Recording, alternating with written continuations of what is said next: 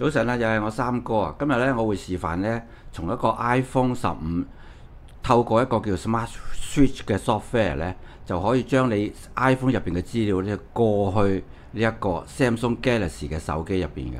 咁 Samsung Galaxy 嘅手機咧唔需要裝呢個 Smart Switch 嘅，佢跟機嚟已經有㗎啦。咁而家譬如我做呢個簡單嘅示範啦。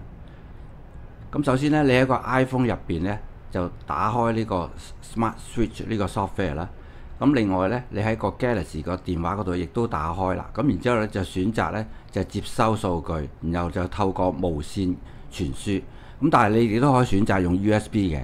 咁打開咗之後咧，就會 Samsung 嗰度出現咗個 QR code 啦。咁你就可以利用 iPhone 嘅掃描嗰度咧就掃 Samsung 嗰個 QR code。咁呢個時間咧，呢兩部機咧就會透過 WiFi 連接咗噶啦。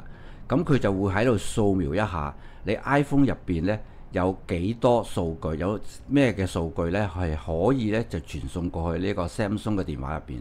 咁你可以剔晒全部嘅。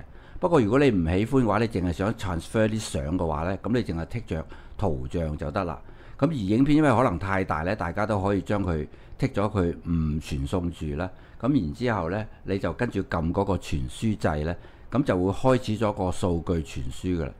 咁好視乎你傳輸個數量啦。如果傳輸個數量多嘅話呢，咁佢個速度呢就會需要時間耐啲噶啦嚇。譬如你要傳輸10G同你傳輸100G，咁當然嘅時間需求呢係會好唔同啦嚇。咁所以咧，大家要耐心去等候啦。